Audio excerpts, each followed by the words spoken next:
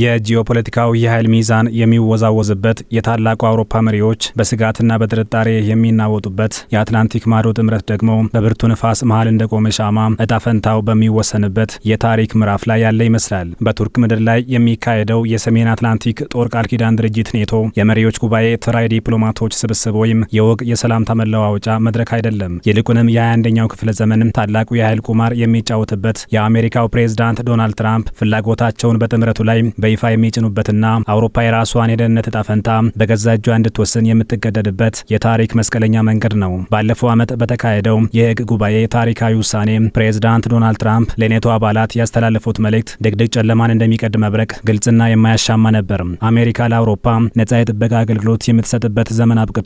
የራሳችሁን የደህንነት ወጪ ራሳችሁ ካልሸፈናችሁ አሜሪካ ከጎናችሁ አትቆምም ማለታቸው አይዘነጋም። ይህ ዛቻና ከባድ ግፊት በመጨረሻም ፍሬ አፍርቷል። አውሮፓውያን የወታደራዊ ጥንካሬያቸውን ዳግም ለመገንባት በሚቀጥሉት 10 ዓመታት ውስጥ ከሀገራዊ ጠቅላላ ምርታቸው 5% ለመከላከያና ለደህንነት ወጪ ለማድረግ ቃል ለመግባት ተገደዋል። የ5% ቁጥር ለአውሮፓውያን ቀላል ሸክም አይደለም። ለዓመታት በማህበራዊ ዋስትና፣ በጤና፣ በትምህርት ላይ ኢንቨስት ሲያደርጉ የነበሩት እንደ ጀርመን፣ ፈረንሳይና ስፔን ያሉ ሀገራት አሁን የበጀት አቅጣጫቸውን ወደ ጦር መሳሪያ ግዢና ወደ ወታደራዊ መሰረተ ልማት ማዞር ግድ ብሏቸዋል።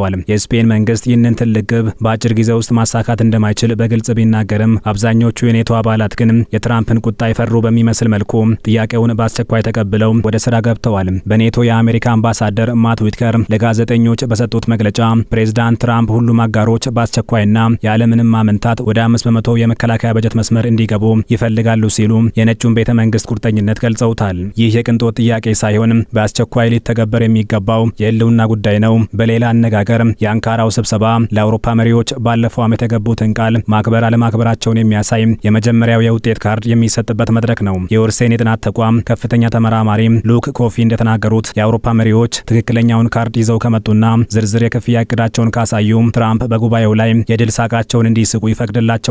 ካልሆነ ግን ስብሰባው ወደ ዲፕሎማሲያዊ ፍጅት መቀየሩ አይቀሬ ነው። የአንካራው ጉባኤ በደህንነት ወጪና በገንዘብ ዙሪያ ብቻ የተገደበ አይደለም። ከበስተጀርባ እጅግ ግዙፍና ረቂቅ የሆኑ የፖለቲካ ቁማር ጨዋታዎች የተካሄዱ ነው። ትራምፕ ወደ ቱርክ ያቀኑት በፈረንሳይ ከተካሄደው የቡድን 7 ጉባኤ በኋላ ነው። በዚያ ጉባኤ ላይ ከኢራን ጋር የተደረሰውን ጊዜያዊ የሰላም ስምምነት በማስጠበቅ ረገድ ከአጋሮቻቸው ድጋፍ ማግኘታቸው ይታወቃል። በመሆኑም በራስ መተማመናቸው ሰማይ ነክቷል ሲሉም ተንታኞች ይናገራሉ።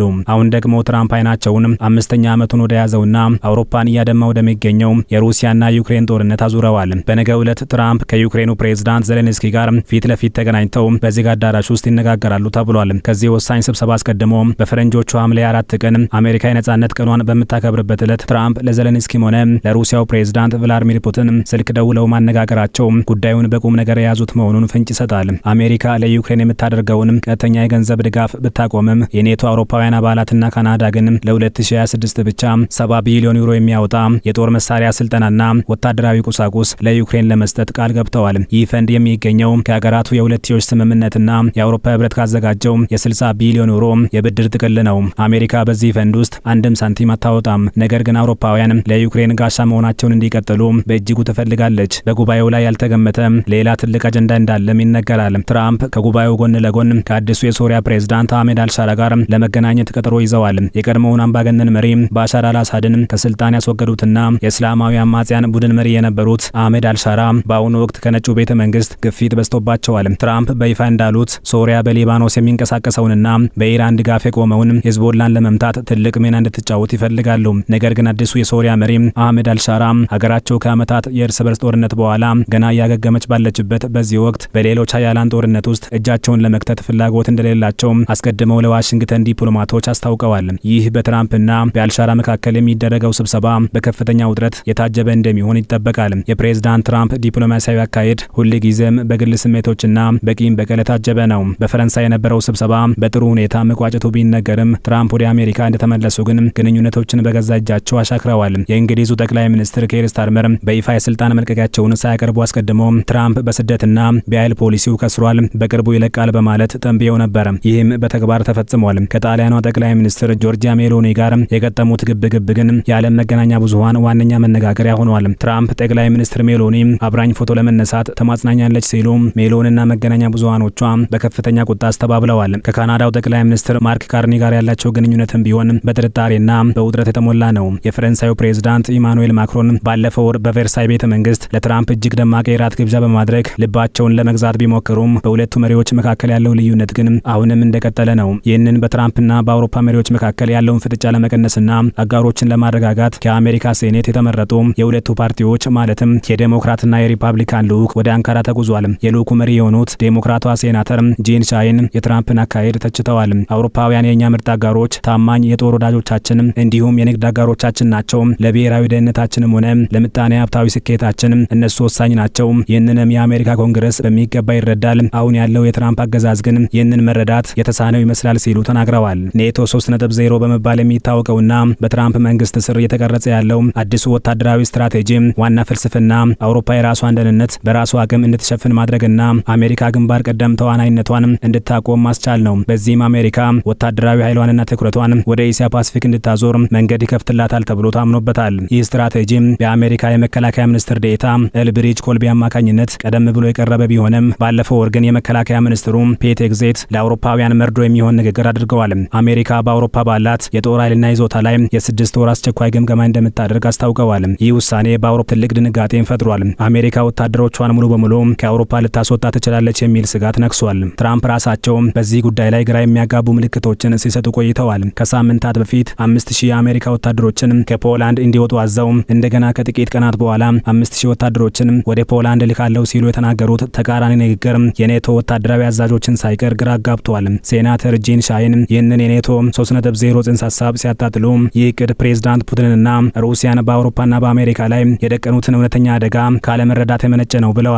ምንም እንኳን አውሮፓውያን ወጪያቸውን ለመጨመር ቢሊዮኖችን ቢመደቡም አሁንም ቢሆን ያለ አሜሪካ የኒውክሌር ጋሻ፣ ያለ ሳተላይት መረጃና ያለ ቁሳቁስ ድጋፍ ራሳቸውን መከላከል እንደማይችሉ የፖለቲካ ተንታኞች ይናገራሉ። የአውሮፓ የውጭ ግንኙነት ምክር ቤት ከፍተኛ ተመራማሪ ሊያና ፊክስ እንደገለጹት ይህ ለአውሮፓውያን መራራ እውነት ነው። የጦር ኢንዱስትሪያቸውን ማሳደግና ማዘመን ቢጀምሩም ያለ አሜሪካ እገዛ ግን ራሳቸውን መከላከል የማይችሉበት ደረጃ ላይ ናቸው። ኔቶ የትራምፕን ቁጣ ለማብረድና ፍላጎቶቹን ለማሟላት ሲል የአርክቲክ ሰበኛ የተሰኘ አዲስ ወታደራዊ ልምምድ በአርክቲክ ውቅያኖስ ላይ ጀምሯል። ይህ ልምምድ የሩሲያና ቻይናን ተጽዕኖ ለመግታት ያለመ ቢሆንም በዋናነት ግን ትራምፕ ግሪንላንድን ከአሜሪካ ስልታዊ ደህንነት አንጻር ከዴንማርክ መግዛት ወይም በኃይል መውሰድ አለብን በማለት ለሚያቀርቡት ተደጋጋሚ ጥያቄ ማስተናገጃ የተዘጋጀ ስጦታ ነው ተብሏል። የዚህ ታሪካዊ ጉባኤ አስተናጋጅ የሆነችው ቱርክና መሪዋ ሬሴፕ ታይብ ኤርዶሃን ከጉባኤው ከፍተኛ የፖለቲካና የምጣኔ ሀብት ትርፍ ለማግኘት በርካታ እቅዶችን አዘጋጅተዋል።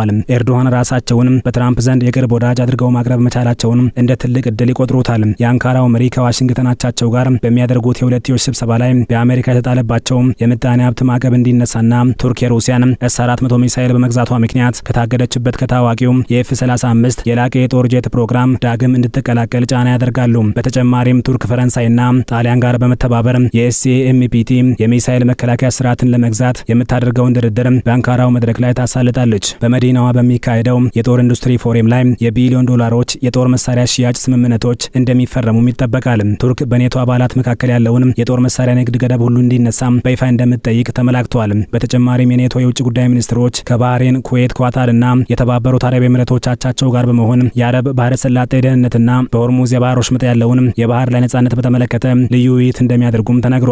ተንታኞች እንደሚሉት ጉባኤው ላይ የኢራን ጉዳይ ትልቅ ጥላ ማጥላቱ ማይቀሬ ነው። እንደለመዱት መሪዎቹ ኢራን መቼም ቢሆን የኒውክሌር ባለቤት መሆን እንደሌለባት በጋራ መግለጫቸው ላይ ያሰፍራሉ ተብሎ ይጠበቃል። የአንካራው የኔቶ ጉባኤ ተራ የቃላት ጋጋታ የሚሰማበት መድረክ አይደለም። የዓለም ፖለቲካ በአዲስ መልክ በአዲስ ብሔር የተጻፈ መሆኑን የሚያሳይ ማረጋገጫ ሊሆን እንደሚችልም ተነግሯል። አውሮፓውያን የትራምፕን ቁጣ ለማብረድና የአሜሪካን ጥበቃ ለማግኘት ሲሉ ቢሊዮን ዶላሮችን ለመከላከያ በጀት እያወጡ ነው። ትራምፕ ደግሞ በአንካራ ምድር ፍላጎታቸውን አስከብረው የድል ሳቃቸውን ለመሳቅ ዝግጅት ላይ ናቸው። ነገር ግን ዋናውና መሰረታዊው ጥያቄ አሁንም ምላሽ አላገኘም።